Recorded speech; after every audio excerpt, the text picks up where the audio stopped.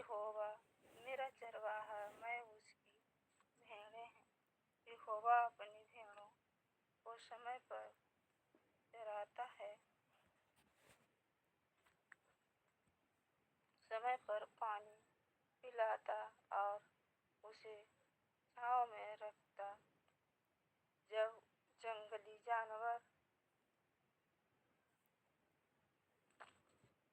भेड़ों पर झपटता, तब चरवाहा उसे बचाकर उसकी रक्षा करता। उसी प्रकार हमारा परमेश्वर यहोवा है। जब हम परमेश्वर को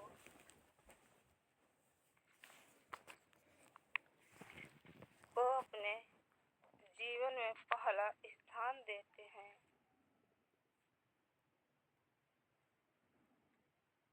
तब प्रभु की आज्ञाओं पर चलते हैं, तब हमारा परमेश्वर हमारी हर कमी घटी को पूरा करता है और हमें हर संकट मुसीबत से बचाकर हमारी रक्षा करता है। अनुयोग परमेश्वर हमारा चरवाहा है, हम उसकी भेड़ें हैं। वह हमारी हर परिस्थितियों में हमारे साथ है। हम अपने क्रूस को उठाकर अपने प्रभु के पीछे पीछे चलते रहूं। मैं प्रार्थना करती हूँ,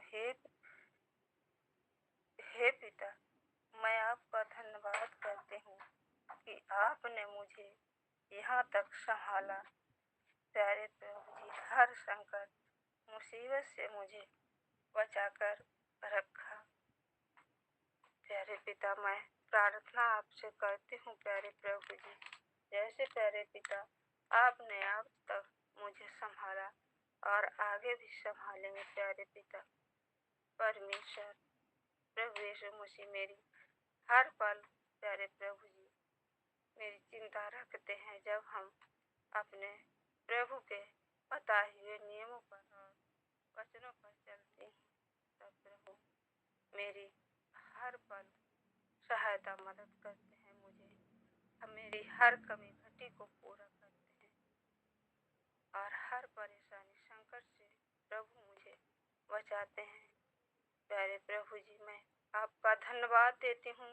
प्यारे पिता परमेश्वर, जो कैंसर की बीमारी जैसे मेरे पति को पिता परमेश्वर आपने उस बीमारी को निकाल कर आज प्यारे प्रभु जी बाहर किया और पूर्ण रूप से पिता परमेश्वर उस महारोग से पिता परमेश्वर बचाकर प्यारे पिता आज हमारे पति को प्यारे पिता परमेश्वर सुरक्षित किया। मैं आपका धन्यवाद देती हूँ प्यारे प्रभु जी। प्यारे पिता परमेश्वर हमारी सहायता मदद करें प्यारे प्रभु जी कि प्यारे पिता मैं प्यारे प्रभु जी आपके क्रूस को लेकर प्यारे प्रभु जी आपके पीछे पीछे पिता मैं अपना क्रूस लेकर आपके पीछे पीछे चलती रहूं। पिता परमेश्वर मैं कभी ना भटकने पाऊं। पिता प्यारे प्रभु जी मेरी सहायता मदद हर पल प्यारे प्रभु जी मेरी करें। प्यारे पिता मैं ऐसी प्रार्थना आपसे करती हूँ प्यारे प्रभु जी कि कितना भी मेरे ऊपर संकट परेशानी मुसीबतें आए, कितना प्यारे प्रभु जी मुझे लोग सताएं, प्यारे पिता परमेश्वर प्रभु यीशु मसीह मैं पिता आपसे हर पल लिपटी रहूं। पिता आपके पिता परमेश्वर पीछे पीछे चलती रहूं। मैं ऐसी प्रार्थना करती हूँ प्रभु जी, आप मेरी सहायता मदद करें। प्यारे प्रभु जी मेरे साथ हो।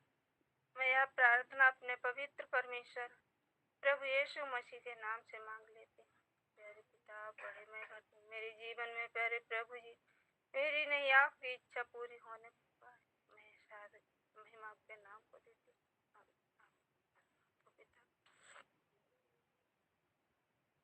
आगे का समय सिस्टम मैं आपको देती हूँ। धन्यवाद धन्यवाद सिस्टर जी। परमेश्वर पिता को बताए जाने के द्वारा सुने जाने के द्वारा हम सबों को भी बड़ी आशीष प्रदान करें। बहुतायत के साथ परमेश्वर पिता इस्तेमाल करे। आगे का समय दीपक सिस्टर ने आपका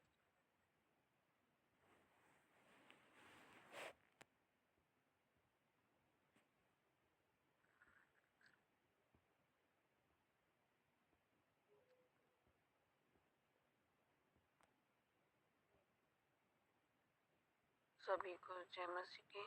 यीशु है। सिस्टर को धन्यवाद और एक बार पुनः करके लिशिया में सबों का दिल तहे शुक्रिया अदा करती हूँ और आज के दिन के लिए प्रभु से हम सब प्रार्थना करते हैं।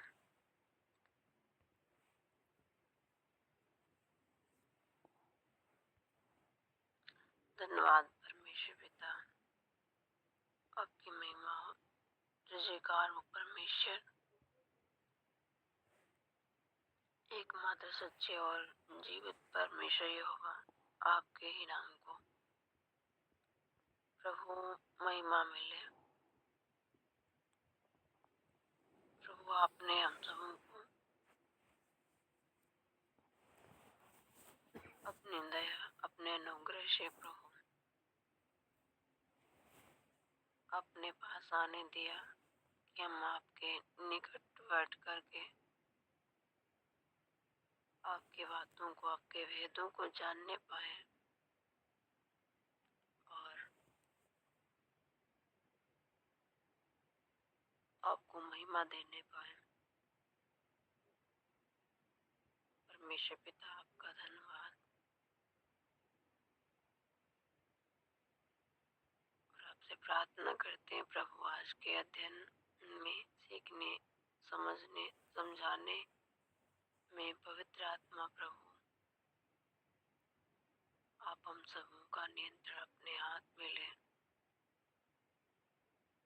और जैसा हम सबों को बनाना चाहते हैं वैसा ही बनने में हम सब की सहायता मदद करें प्रभु। मैं और मेरे लोग मिट्टी और आप हमारे कुमार हैं प्रभु। हमें अच्छा आकार वाला बर्तन बनाए जिससे प्रभु आपकी महिमा प्रकट होने पाए। ये प्रार्थना यीशु के नाम से मांगते हैं, सुने और पिता ग्रहण करें। आमीन।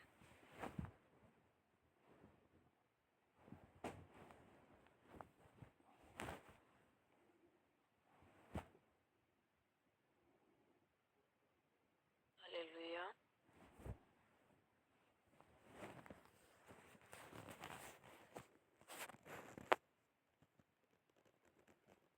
आज का हमारा अध्ययन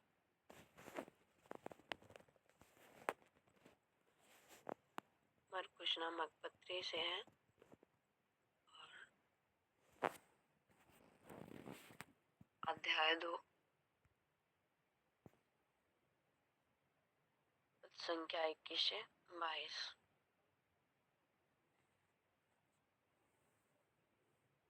मरकुश अध्याय 2 पद संख्या 21 से 22।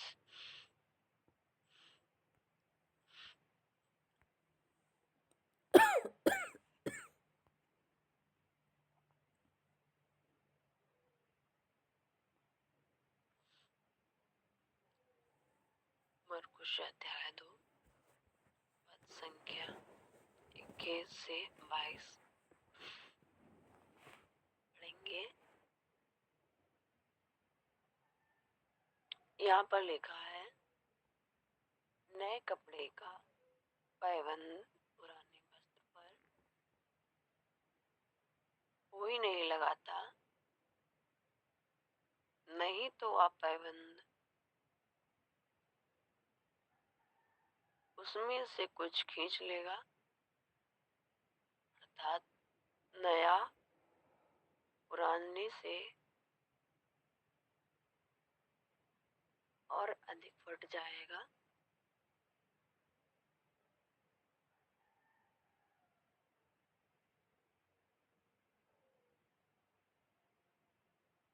नया पुराने से और अधिक फट जाएगा। नए दागक्रश को पुरानी मस्कों में कोई नहीं रखता, नहीं तो दागक्रश मस्कों को फाड़ देगा और दागक्रश और मस्कें दोनों नष्ट हो जाएंगी। परंतु दाग का नया रस नई मस्कों में भरा जाता है। आमीन।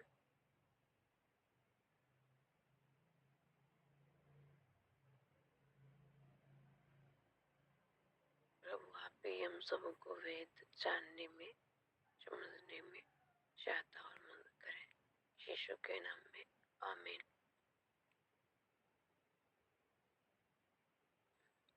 मेरे प्रिय यहाँ पर देखते हैं वेद भरे शब्द है,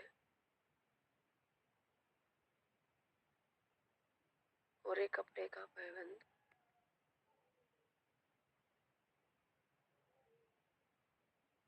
और पुराना वस्त्र।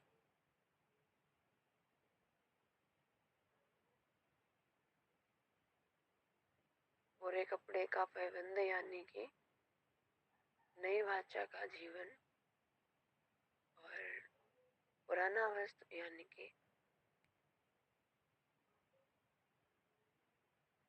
व्यवस्था का जीवन।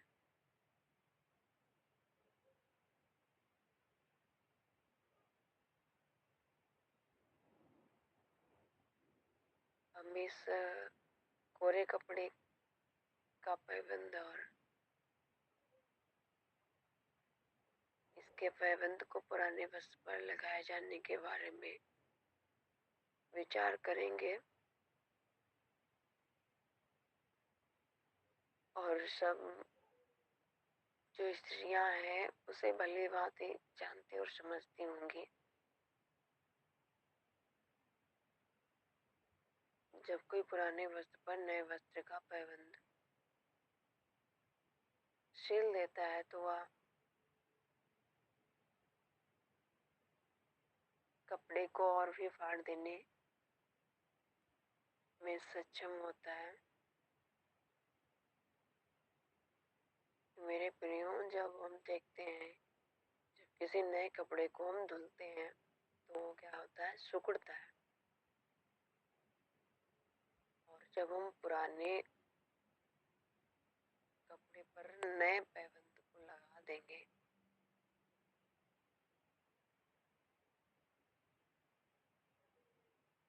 तब क्या होगा कि वह सिकुड़ेगा।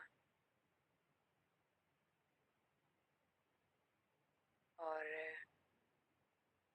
नए कपड़े और पुराने कपड़े के बीच में खिंचाव होगा।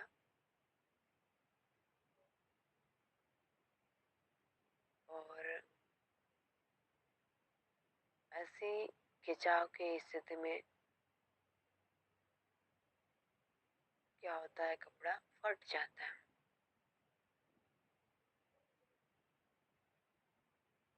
इसके कारण, खिंचाव के कारण।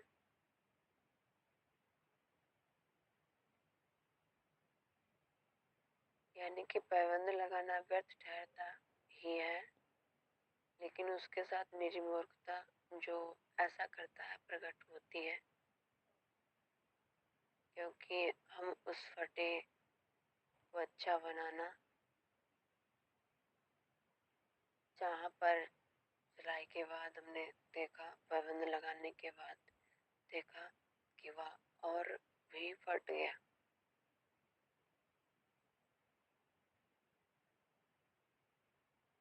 और हम यहाँ पर देखते हैं नया दागक्रश और पुरानी मस्क।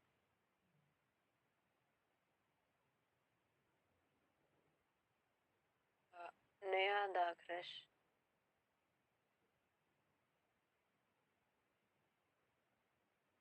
अगर केमिस्ट्री के लैंग्वेज में देखें, रसायन विज्ञान की भाषा में, तो इस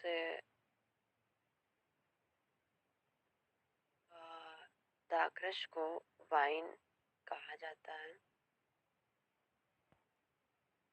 और पुरानी मस्क को देखें तो यह एक प्रकार की बोतल होती है जो कि चमड़े से बनी होती है, जिसमें वाइन तथा इसके जैसे और अन्य तरल पदार्थों को इसमें रखा जाता था। मतलब यह वर्तमान समय में अधिक प्रयोग में लाई जाने वाली वस्तु नहीं रही, क्योंकि आज के समय में कांच का इस्तेमाल किया जा रहा है, प्लास्टिक का यूज किया जा रहा है। यानी कि कांच की बोतल, प्लास्टिक का बोतल, या बहुत पूर्व समय में इस मस्क को यूज करा जाता था।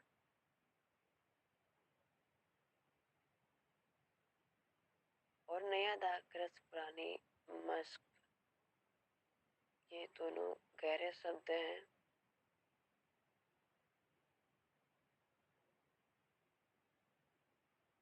प्रभु को इन शब्दों को,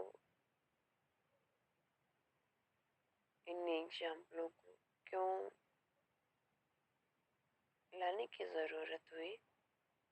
क्योंकि हम देखते हैं मसीह यीशु पर शास्त्रियों के द्वारा, फरीसियों के द्वारा, यूना के चेलों के द्वारा निरंतर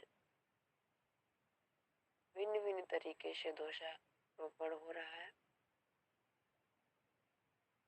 उनका कई बातों में इन लोगों के साथ आमना सामना होता है, क्योंकि उनके प्रभु की आत्मिकता पर सवाल उठता है। हमने पिछले अध्ययन में देखा कि किस प्रकार से प्रभु की आत्मिकता पर सवाल उठता है उपवास के प्रश्न के साथ। और उसी बीच में प्रभु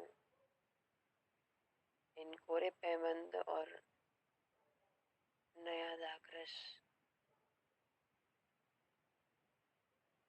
की कहावत को, उदाहरण को सेट करते हैं उनके बीच में।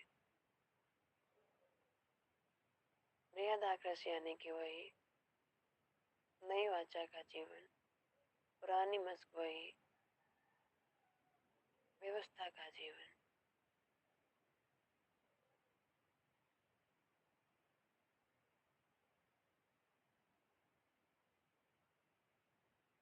मेरे प्रियो, यहाँ पर जो नया दाखरस है वो केमिस्ट्री के लैंग्वेज में वाइन है। और वाइन क्या होता है, यानी कि दाखरस होता क्या है, इसके बारे में जानेंगे। यह एक प्रकार का अल्कोहलिक पेय पदार्थ है जो अंगूर के रस से बनाया जाता है। अंगूर के रस को किण्वित किया जाता है, मतलब एक ऐसी प्रक्रिया जहाँ पर अंगूर का रस का प्रयोग किया जाता है, जिसके द्वारा एक ऐसा पदार्थ बनता है जिसे हम मादक पदार्थ कह सकते हैं। अंगूर के रस से मादक पदार्थ के निर्माण के जो बीज की क्रिया होती है, किण्वित होती है। और जो केमिस्ट्री भाई बहन पढ़े होंगे वह इस बात को अवश्य ही गहराई से समझ रहे होंगे। और मादक पदार्थ अपने आप में एक प्रकार से तेज, ये उत्तेजित पदार्थ होता है। जो इसका सेवन करता है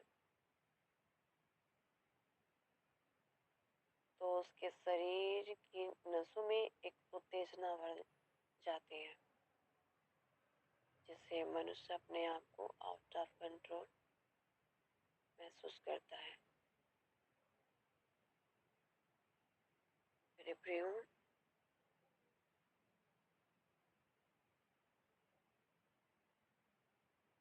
आग्रह एक प्रकार से पहले के समय में हम देखते हैं कि यह पूर्णतः शुद्धता तरीके से तैयार करा जाता था, लेकिन आज के समय में देखें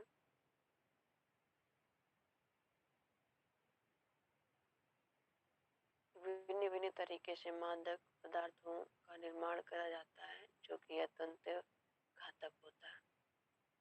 लेकिन पहले के समय में इस मादक पदार्थ का बड़ी शुद्धता के साथ में निर्माण होता था, और उस समय से लेकर के आज के समय तक में इसका सेवन करना लोग बड़ा प्रिय समझते हैं। जब उस मादक पदार्थ को कोई व्यक्ति लेता है तो उसका जो ब्लड प्रेशर होता है वो बढ़ जाता है।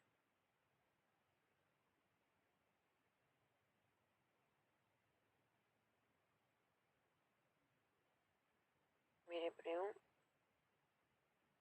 जिसे हम कहते हैं दाखरस, पुरानी मस्क क्या है?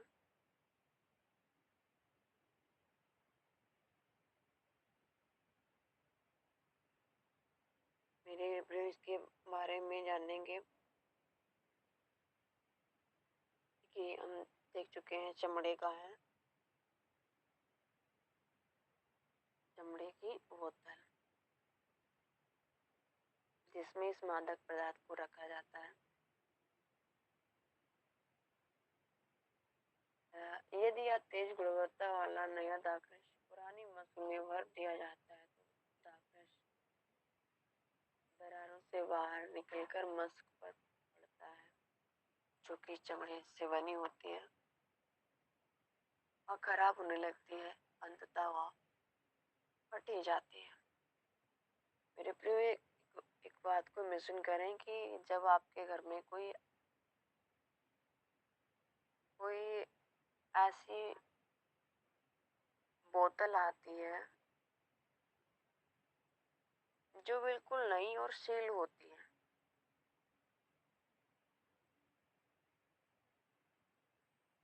लेकिन जब उसको खोल देते हैं और उसमें का पदार्थ होता है तो वो धीरे धीरे क्या होता है, दरारों से बाहर आता है। ठीक उसी प्रकार ये भी बोतल होती है कि जब वो इसमें तेज गुणवत्ता वाला, मतलब एक प्रकार से इसको हम कह सकते हैं अल्कोहल,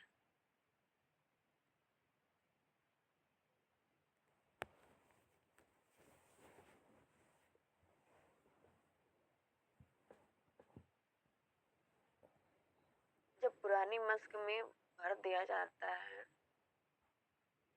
तो वह उसकी दरारों से बाहर निकलने लगता है, और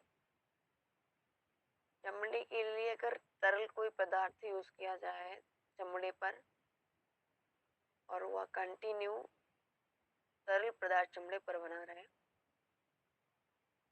तो वो सड़ने लगता है, एक प्रकार से क्षतिग्रस्त होने लगता है और वो खराब हो जाता है।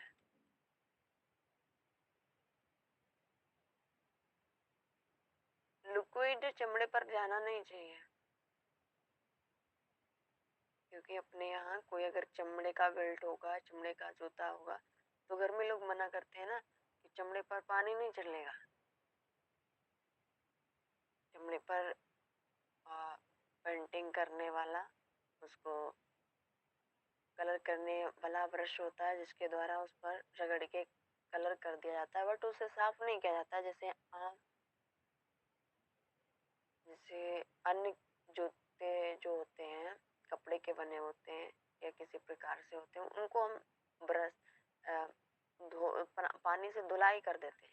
लेकिन चमड़े का जो होता है उसे हम धुलाई नहीं करते हैं, उसको क्या करते हैं, कलर करने वाले ब्रश से उसे साफ करते हैं और उसको कलर कर देते हैं, क्योंकि यदि हम पानी का इस्तेमाल उस पर करेंगे तो वो सड़ जाएगा।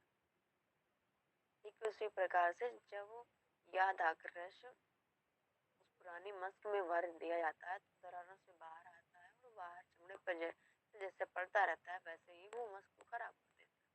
ठीक उसी प्रकार नए जीवन के लिए पुरानी विधि कोई जरूरत नहीं। पुराने नियम में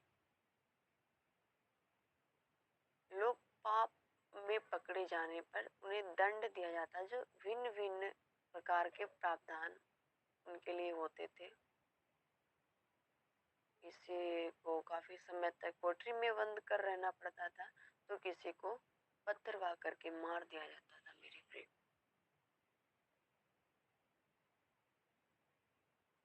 मेरे प्रियो, हम यहाँ पर एक चीज को देख सकते हैं, यानी कि यहूदी धर्म और आज के समय में अगर हम देखें ईसाई धर्म,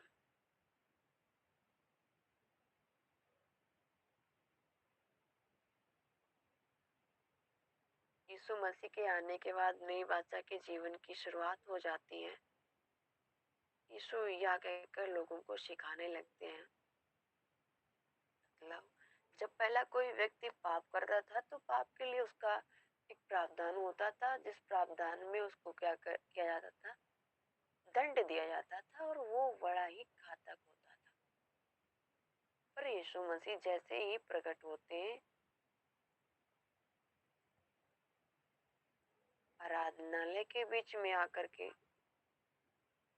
लोगों को सिखाने लगते हैं, जिसको हम पाते हैं मत्ती रचित सुसमाचार अध्याय 5 पद संख्या 38 से 39 तक। मत्ती अध्याय 5 पद संख्या 38 से 39 तक।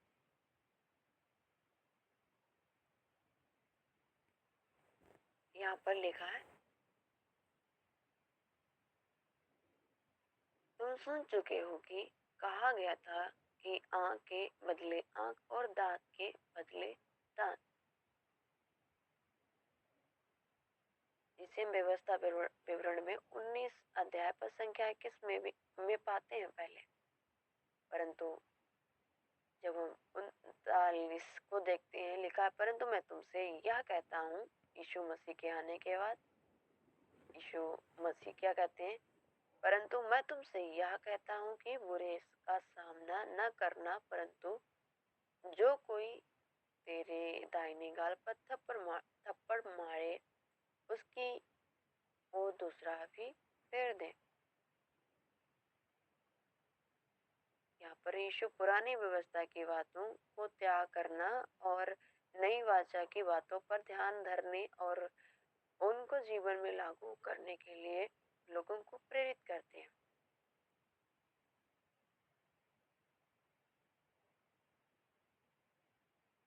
पाठकों के मन में एक बात अवश्य गूंजती होगी, जब व्यवस्था की बातों को आगे माना ही नहीं जाएगा तो क्या जरूरत थी इसकी, कि क्योंकि व्यवस्था की बातें और नई वाचा यानी कि नए नियम में जो बातें निकल कर आती है, वे दोनों परमेश्वर की ओर से ही मनुष्य को सौंपी जाती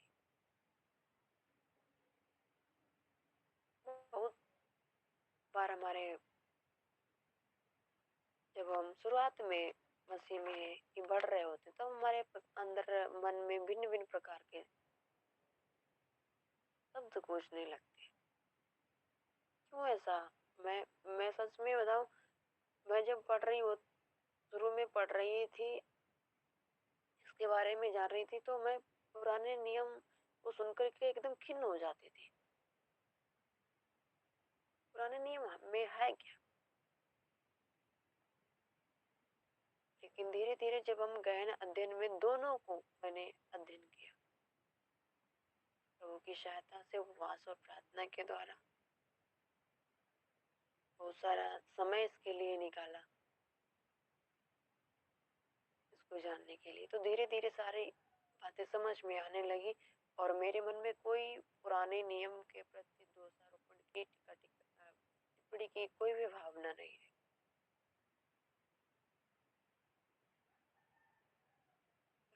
मेरे प्रिय यहूदी लोग, जो कि परमेश्वर के निकट सारी पृथ्वी भर में से चुने गए लोग थे, जिनको परमेश्वर खुद व्यवस्था देकर अपने लिए एक मंच का निर्माण कर रहे थे।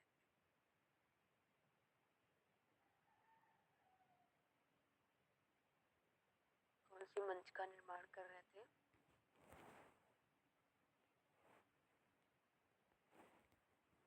भविष्य में उद्धार प्रकट होने वाली बातों को उनके प्रकट होने से पहले ही मानो ऐड के रूप में दिखा रहे थे परमेश्वर। आप लोग कोई मोबाइल को खोलते होंगे, किसी भी वीडियो को देखना चाहते होंगे, उसे क्लिक करते होंगे तो एकदम एक प्रकार से छोटा सा वीडियो क्लिप ऐड ऐड आ जाता है, जो कि आपकी बिना मर्जी के अनुसार होता है। आप देखना कुछ और चाहते हैं, बट वीडियो के साथ तो ऐड ऐड आता है। ऐड के मैं समझती हूँ, आप ऐड के बारे में समझते होंगे। और एक बार मैं अपना बताना चाहूंगी। ऐड जैसे किसी नाटक के सीरियल के चलने के पूर्व ही उसके छोटे छोटे वीडियो क्लिप स्क्रीन पर दिखाकर लोगों को सीरियल देखने के लिए केंद्रित करता है, यानी कि उसे मजबूर कर देता है उस विषय को जानने के लिए। छोटा सा एक वीडियो आया और जिसमें कोई, क्योंकि ऐड में बहुत छोटी सी ही वीडियो होगी, बट गहरी वीडियो होगी, जो आपके अंदर बहुत सारी भावनाओं को उत्पन्न कर देगा, बहुत सारे विचारों को उत्पन्न कर देगा और इस बात के लिए प्रेरित कर देगा कि आप इसको देखो, उसकी तरफ आप आकर्षित होंगे, आपका ध्यान केंद्रित होगा। ठीक इसी प्रकार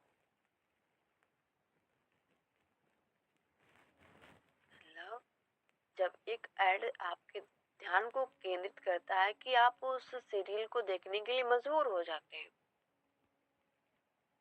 ठीक उसी प्रकार परमेश्वर यहोवा द्वारा मूसा को सौंपी गई व्यवस्था के नियम और विधि है, जो नई वाचा के प्रकट होने पर पाप, पश्चाताप, उद्धारकर्ता की आवश्यकता की बातों को दिव्यता के साथ प्रकट होने से पूर्व उसकी ओर मनुष्यों का ध्यान केंद्रित करती है।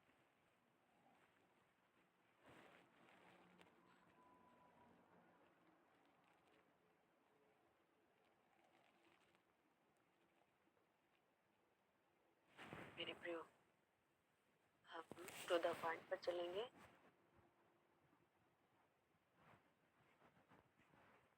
मैं उससे पहले एक और लाइन बोलना चाहूंगी, जैसे कि आप यीशु मसीह की क्या आवश्यकता है, क्यों यीशु मसीह को आना पड़ा, किस प्रकार से ये इस मंच को तैयार किया गया परमेश्वर के द्वारा। आपको पुराने नियम का गहन अध्ययन करना पड़ेगा उत्पत्ति से ही।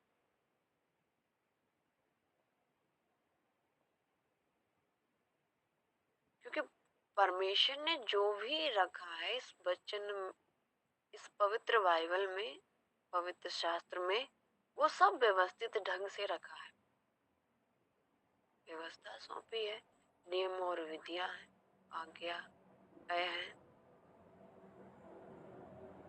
और उसमें वे सारे एड्स हैं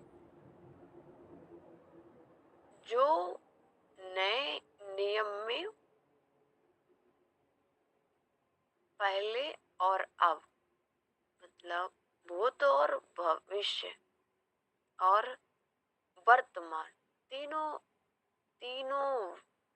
बातों के साथ प्रकट होती है।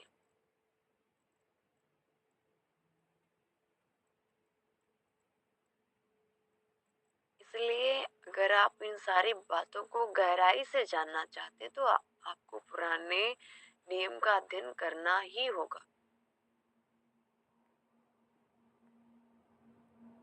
क्योंकि इस जो क्रूश मरण की बातें हैं, इसको आज लोग नई वाचा की जो शिक्षा है वो सुन सुनकर लोग पाप से बच रहे हैं, पश्चाताप कर रहे हैं। लोग एक नए जीवन की जिंदगी को प्राप्त कर रहे हैं। ये सब पहले से ही ऐड के रूप में परमेश्वर ने दिखा देते। अगर आपने वचन को गहन अध्ययन से पढ़ा होगा तो आप वहां उस अध्याय में जाएं, उस घटना पर जाएं जहां पर इस्राएलियों को सर्पों ने काटा था और उस समय परमेश्वर ने मूसा को पीतल का सर्प बना करके लटकाने के लिए बोला था और जिसको लोग देख रहे थे चंगे हो रहे थे। ये सारी व्यवस्थाएं क्या, ये सारी बातें क्या है, पहले से ही परमेश्वर ने वहां पर दिखा रखी है, मनुष्य को बता रखी है।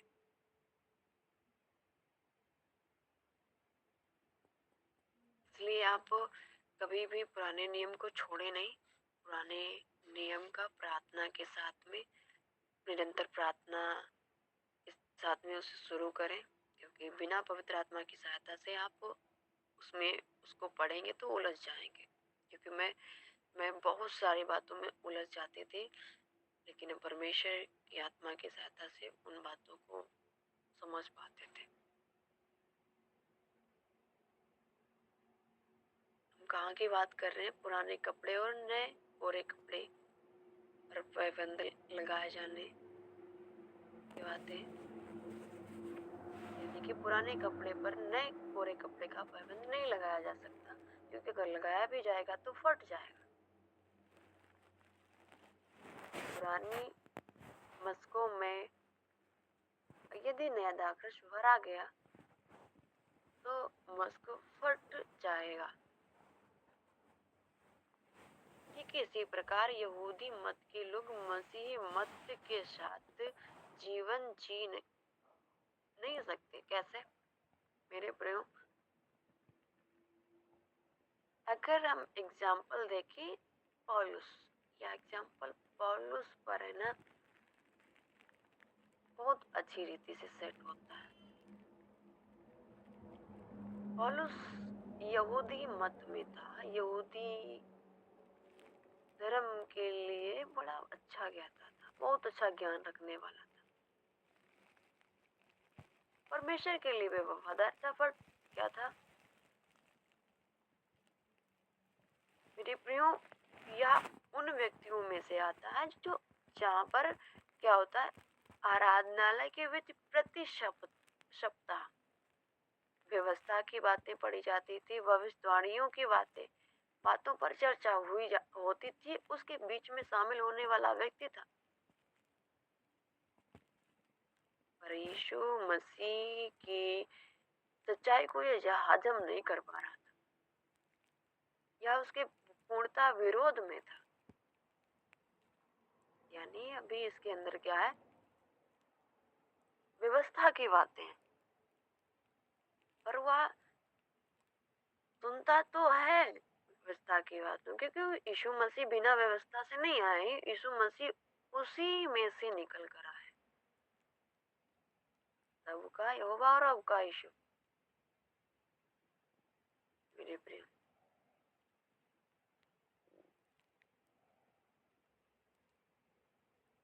इस पौलुस को मसीह की सच्चाई बिल्कुल हजम नहीं होती थी।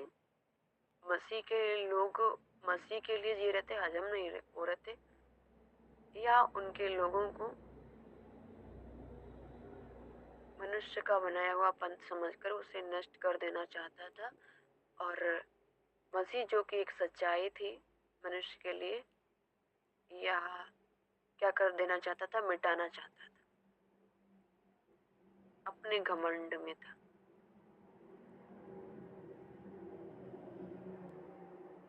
मेरे प्यारे मसीह भाई बहनों, या पौलुस अब पुरानी जीवन व्यवस्था के जीवन में से निकलकर नई वाचा की संतान बन जाता है। कैसे? जब मसीह उस पर अपना प्रकाश प्रकट करते हैं। एक ऐसी अद्भुत घटना होती है जिसके बीच में उसकी मसीह से मुलाकात होती है। उस घटना के विषय आप सभी जानते होंगे कि किस प्रकार से पौलुस लोगों को सताने ही जा रहा था। उसी बीच में मसीह उस पर प्रकट होता है और बातचीत करता है, क्यों मुझे सताता? और उसको कहता है, कौन तू है? यीशु मसीह आवाज के साथ कहते हैं, वही जिसे तू सताता, मैं यीशु नासरी। वो उसके साथ ऐसा बड़ा हृदय परिवर्तन होता है। मेरी प्रियो, ये यीशु की संतान बन जाता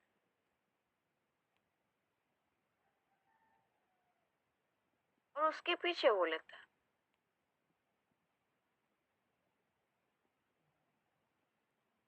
खुद यहूदी मत में जी रहा था, पर ये नहीं वाचा की संतान जब बन जाता है तो दूसरे व्यक्तियों कुछ यहूदी हैं यीशु पर विश्वास नहीं करते, उन्हें भी नए जीवन की बातों को बताने में लग जाता।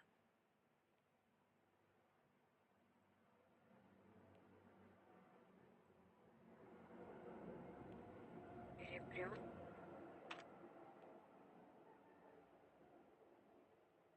मसीह को जानने के लिए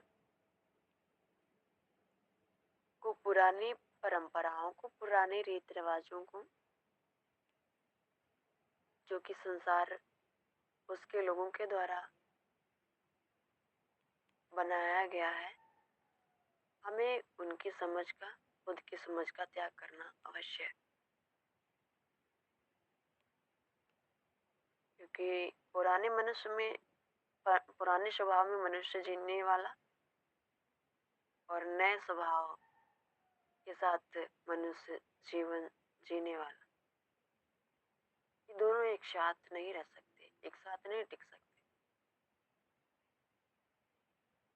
इनको साथ रहने में बहुत सारा व्यवधान होगा। इससे अच्छा है कि वह पुराने का त्याग करे और नए स्वभाव में जीना आरंभ कर दे।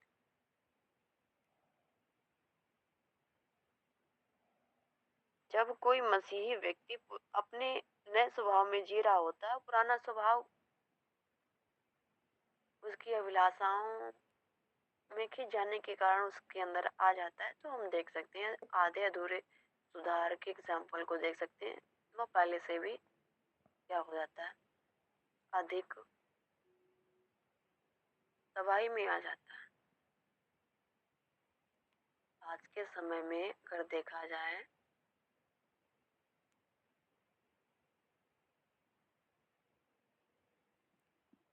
बहुत सारे लोग हैं जो उद्धार के ज्ञान के बारे में चर्चा कर रहे हैं।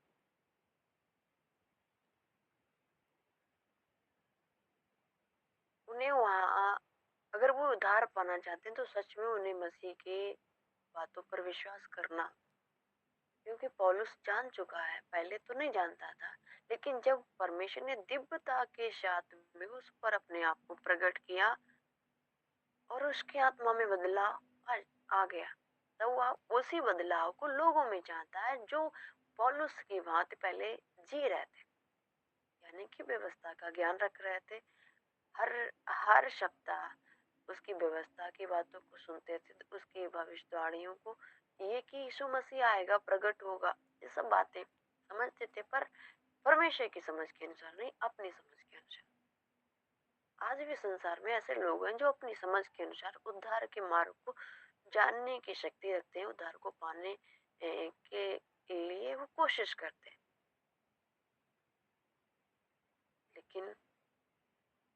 लेकिन पौलुस को देखें, वो कैसा था और फिर कैसा हो गया। उस व्यक्ति को मसीह पर विश्वास करना अवश्य होगा। यदि कोई कहे कि हम पुराने बातों के साथ रहते हुए मसीह के साथ का जीवन जीने पाएंगे, हाँ, ये तब तक तो चल सकता है जब तक वो जान मतलब अभी-अभी विश्वास अभी-अभी अविश्वास में से निकल गया। लेकिन यदि कहो कि वो संसार का भी रहे और परमेश्वर का भी रहे, मतलब राज्य की संतान है और संसार की भी संतान है, ये कभी नहीं हो सकता। ज्योति अंधकार का कोई मेल नहीं। जैसे कोरे बंद और पुराने कपड़े के बीच में फटने का जो प्रक्रिया होता है, वैसा ही इस मनुष्य के बीच में हो जाएगा। इस राज्य की संतान होने पर भी संसार के लोगों के साथ में जीवन व्यतीत करे। यदि कोई यहूदी यीशु को जानना चाहता है तो उसे अपने अपने पंथ से हट करके उसे यीशु मसीह पर चित्त धरना होगा, उसके बारे में जानना होगा। और जब पौलुस के अंदर हृदय परिवर्तन आता है परमेश्वर की ओर से, तो यह लोगों को सिखाने लग जाता है। उसको हम पाएंगे, उसको पढ़ेंगे हम प्रेरित की पुस्तक, प्रेरितों के काम की पुस्तक अध्याय 13 पद संख्या 26 से 43। नई वाचा की बातें हैं। प्रेरित अध्याय 13 पद संख्या 26 से 43 तक हम इसको पढ़ेंगे,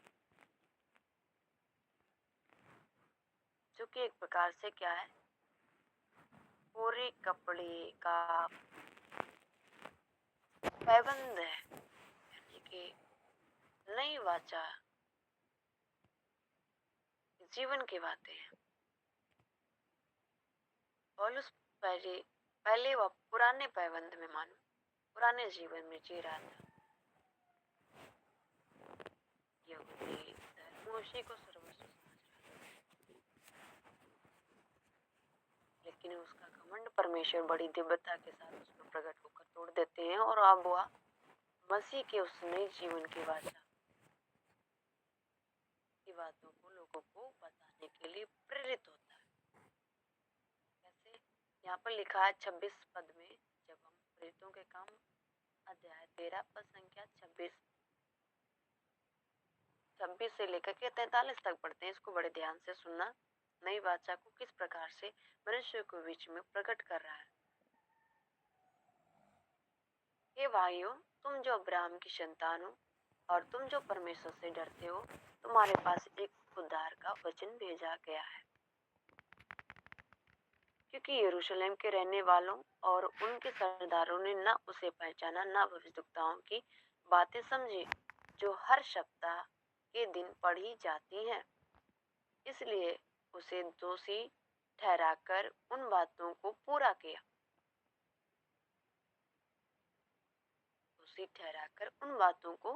किया। उन्होंने मार डालने के योग्य कोई दोष उसमें ना पाया, तो भी पिलातुस से विनती की कि वह मार डाला जाए। जब उन्होंने उसके विषय में लिखी हुई सब बातें पूरी की, तो उसे क्रूस पर से उतार कर कब्र में रखा। परंतु परमेश्वर ने उसे मरे हुओं में से जिलाया, और वह उन्हें जो उसके साथ गलील से यरूशलेम आए थे बहुत दिनों तक दिखाई देता रहा। लोगों के सामने अब वे ही उसके गवाह हैं।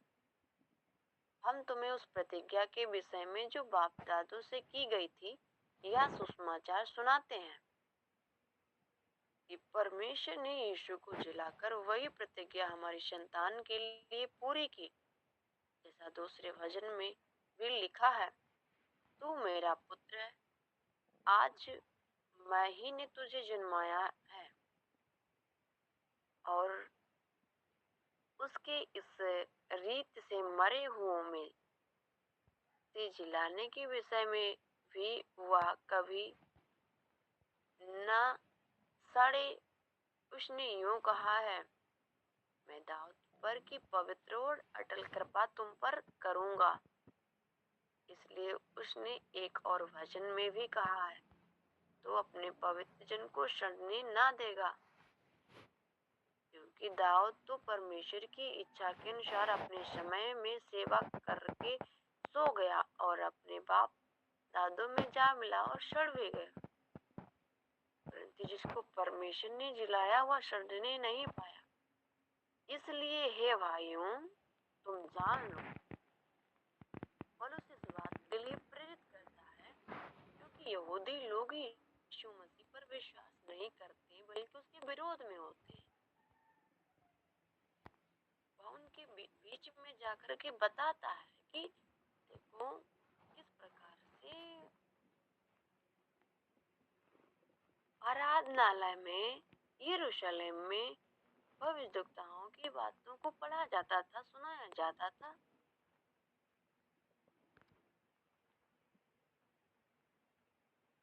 लेकिन तब लोग नहीं समझते थे। यीशु मसीह आया तब भी लोगों ने उसे समझना ना चाहा।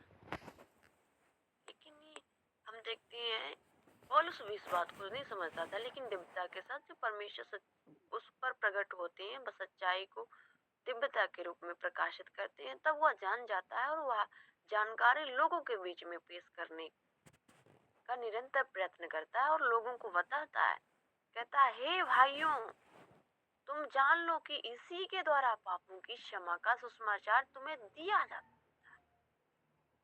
अरे जिसे तुम कहते हो ये तो नासरत में से क्या कोई नासरत में से भी अच्छी वस्तु निकल सकती? हाँ। अब पौलुस कहता हाँ, हे भाइयों, तुम जान लो इसी के द्वारा पापों की क्षमा का समाचार तुम्हें दिया जाता है, और जिन बातों में से तुम मूसा की व्यवस्था के द्वारा निर्दोष नहीं ठहर सकते थे, उन्हीं सब में से हर एक विश्वास करने वाला उसके द्वारा निर्दोष ठहरता है। आमीन। मेरे प्रिय, यहाँ पर हम देखते हैं ये है नई बादशाह की बातें जो धीरे धीरे पूरी पृथ्वी भर में होती जा रही।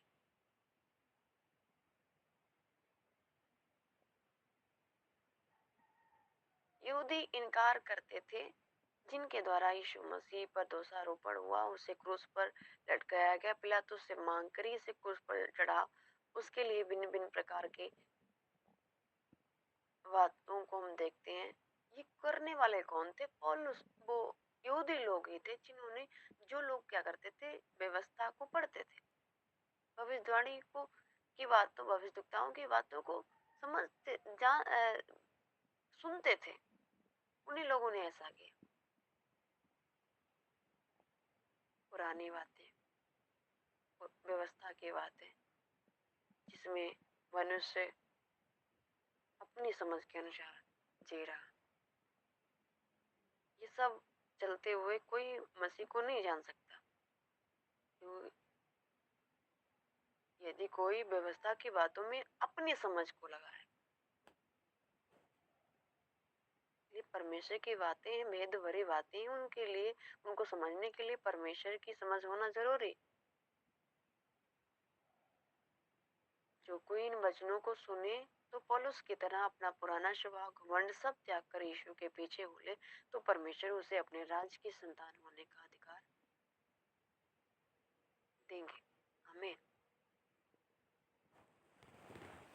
आज के समय में देखें, बहुत सारे पंथ हैं जो उद्धार का दावा करते हैं, बहुत सारे कर्म और कांड बताते हैं, ये कर लो वो कर लो, लेकिन नहीं,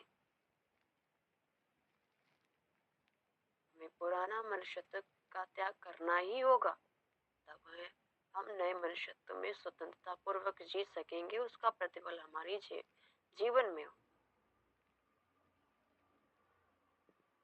नहीं तो जैसे पूरा कपड़ा पुराने कपड़े के बीच में और भी फाड़ने जैसी स्थिति उत्पन्न हो जाती है और फट ही जाता है। जैसे नए दाखरस को अगर पुरानी मस्क में भर दिया जाए तो फट ही जाती है, वैसा ही हम मनुष्यों के साथ भी होगा। पुराने मनुष्यत्व में जिएंगे तब जब हम नए होने के लिए चुने जा रहे हैं। नए होने के लिए हम चुने गए हैं, इसलिए कि हम नई वाचा की संतान ठहरते हुए नई सृष्टि बन जाए, नए जीवित कार्य में पाए जाए, फिर भी हमें ये नहीं पुराना स्वभाव है। तो नावों पर पैर रखे कौन वाला नदी को पार कर सकता है। अगर एक तरफ डिसबैलेंस हुआ तो वो दोनों नदी पर से क्या होगा, हट के वो क्या करेगा, उसके शरीर में क्षतिग्रस्त होगी और वो क्या करेगा, उस समुद्र के बीच में डूब जाएगा, उस नदी के बीच में डूब जाएगा, मतलब जीवन ही समाप्त हो जाए। इसलिए हमें पुराने मनुष्यत्व को, पुरानी बातों को त्याग करके ही हमें क्या करना है, हमें नए मनुष्यत्व में जीने की आवश्यकता है। प्रभु आज के वचन के द्वारा सभी को आशीष और बरकत दे। सभी को जय मसीह की। यीशु सहाय। प्रभु का धन्यवाद हो। आमीन।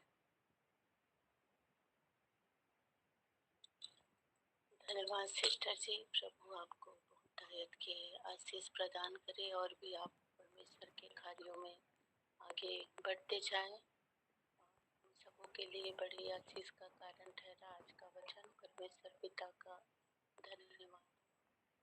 यदि वचन के द्वारा कोई कुछ पूछना चाहते हैं तो पूछ सकते हैं, जो भी सिस्टर ने आपको बताया। किसी को समझ नहीं आया तो, और किसी का प्रार्थना विषय है तो वो भी बताएंगे। यीशु मसीह के नाम में पिता, एक बार फिर से स्वामी आपके चरणों तले आती हूँ। पिता परमेश्वर, अपने आप को पिता आपके हाथों में देती हूँ राजा। इस समय हम प्रार्थना करते हैं प्यार लक्ष्मण भैया के लिए पिता परमेश्वर, पूरे परिवार के लिए स्वामी, जो लड़ाई झगड़ा का माहौल रहता है प्यारे प्रभु जी, आप दया करें पिता, आप अनुग्रह करें पिता परमेश्वर। परिवार में पिता प्रेम होने पाए पिता परमेश्वर, मेल मिलाप एकता होने पाए पिता, ताकि शैतान के कार्यों का अवसर न होने पाए प्यारे प्रभु जी। हम पिता परमेश्वर लक्ष्मण ब्रदर को पिता आपके हाथों में, पवित्र हाथों में दे देती हूँ पिता।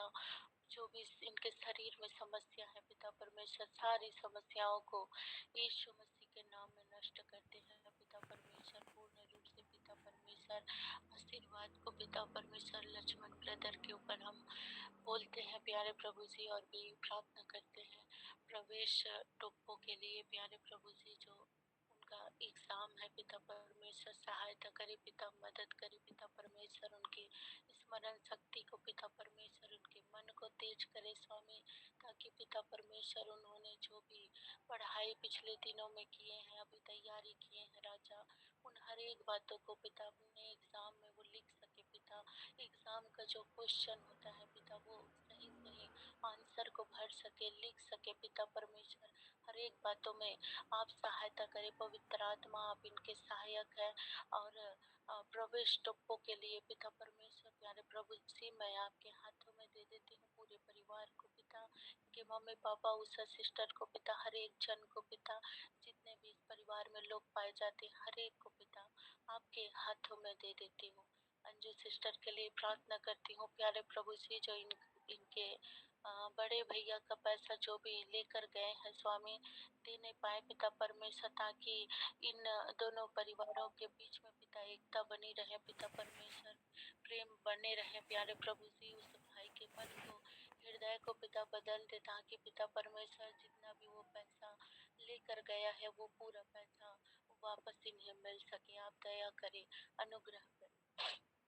और मिला सिस्टर के लिए प्रार्थना करती हूँ प्रेमी पिता स्वामी, पूरे परिवार को पिता, इनके पति को पिता परमेश्वर प्यारे प्रभु जी, जो भी दर्द पीड़ा समस्या है, आप यह हुआ राफा है पिता, चंगाई देने वाले परमेश्वर पिता।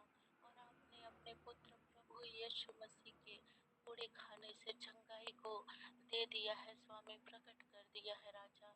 और इस वचन के अनुसार पिता परमेश्वर प्रभु यीशु मसीह के नाम से पिता परमेश्वर, इनके शरीर में पाए जाने वाली हर एक कमर के दर्द को, पीड़ा को, चिंता को, भय को, समाज के डर को पिता, इनके पति के जीवन से पिता परमेश्वर प्यारे प्रभु जी, हम यीशु मसीह के नाम पिता नष्ट करते हैं, दूर करते हैं पिता, उखाड़ देते हैं राजा। और करीना सिस्टर के छोटे भाई जो पैर में गांठें हैं, जो भी दिक्कत है, परेशानी है, जो भी समस्या है पिता परमेश्वर, यीशु नासरी के नाम में पिता परमेश्वर, हर एक समस्याओं को पिता उनके शरीर से, उनके पैर से उखाड़ कर पिता समुद्र में फेंक देते हैं पिता। और यीशु मसीह के नाम से अधिकार के साथ पिता उन दुष्ट आत्माओं को अधिकार देते हैं कि फिर से इनके शरीर में प्रवेश न करे। हाँ मेरे महान परमेश्वर पिता, आप दया करें पिता, अनुग्रह करे राजा। और करीना सिस्टर और इनके पापा का जो पैसा है स्वामी, वो मिल सके, आप ही अनुग्रह करे पिता। मैं आपके हाथों में दे देती हूँ। और आपके लिए कोई भी कार्य स्वामी कठिन नहीं है पिता। मनुष्य के लिए कठिन है, लेकिन आपके लिए कोई भी कार्य कठिन नहीं है राजा। मैं आपके हाथों में दे देती हूँ। कल्पना सिस्टर के लिए प्रार्थना करती हूँ, जो उनके यूट्रस में जो भी समस्या है परमेश्वर, हर एक बातों को पिता आप जानने वाले हैं पिता। हाँ पिता, सहायता करे पिता, मदद करे मेरे महान परमेश्वर पिता। और आज के वचन के अनुसार पिता परमेश्वर हम प्रार्थना करते हैं स्वामी, धन्यवाद करते हैं पिता कि आपने अपने पुत्र हमारे उद्धारकर्ता प्रभु यीशु मसीह के द्वारा पिता हमें नया जीवन को दे दिया है, हमें नए वाचा को दे दिया है पिता। हम मान लेते हैं स्वामी कि कई बार पुराने स्वभाव को हमारे नए स्वभाव के साथ हम मिलाने की कोशिश करते हैं पिता। आप अनुग्रह करें पिता, हमारे हृदय को नया बनाए, हमारे अंदर से जो पुराने जो अ, आदतें हैं, जो पुराने जो स्वभाव हैं, उनको निकाले, ताकि हमारा जीवन पिता आज के वचन के अनुसार होने पाए। हे स्वामी, हम सबों को ही ऐसा पात्र बनाए पिता, ऐसा मस्तक बनाए मेरे परमेश्वर पिता, कि आपके आत्मा के कार्य हमारे जीवन में प्रकट हो।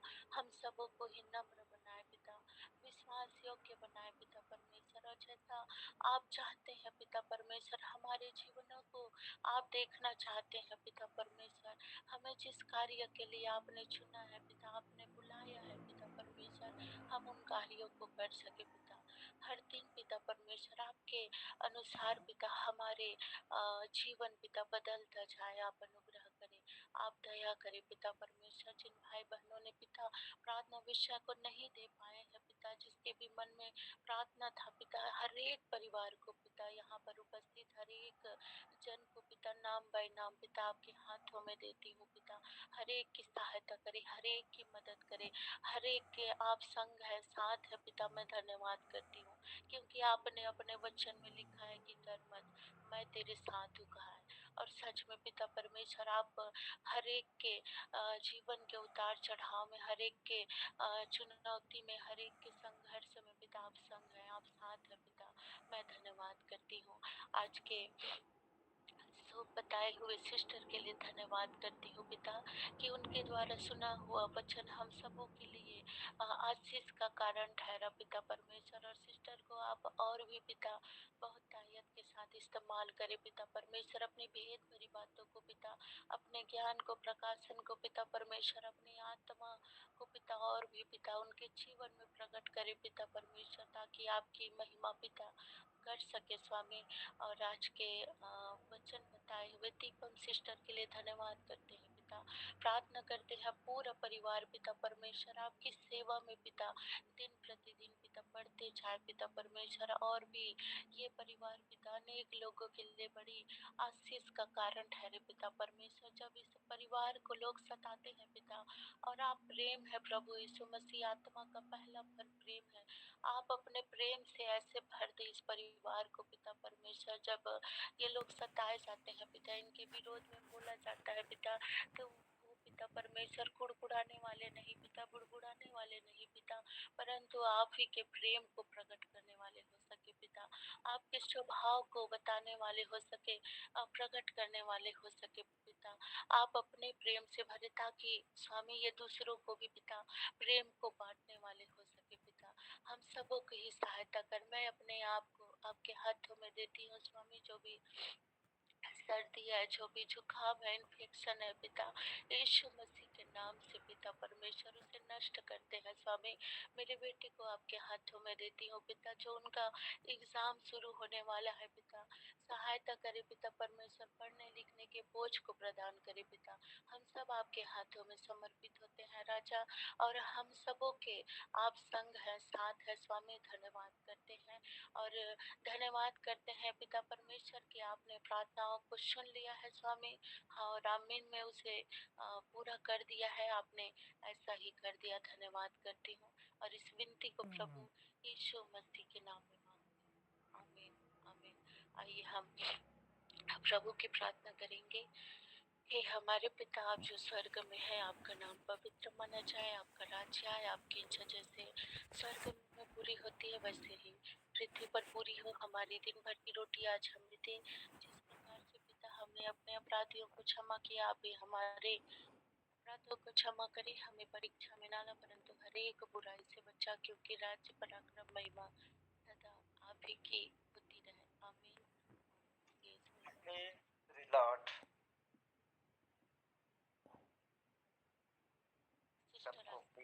Lord, आमीन। जय मसीह। आइए हम लोग आशीष वचन एक साथ बोलेंगे। पिता परमेश्वर का प्रेम, प्रभु यीशु मसीह का अनुग्रह और पवित्र आत्मा की सहभागिता हम सबों के साथ सर्वदा बने रहे। आमीन आमीन। Praise the Lord, hallelujah. जय मसीह की। यीशु सहाय। जय मसीह।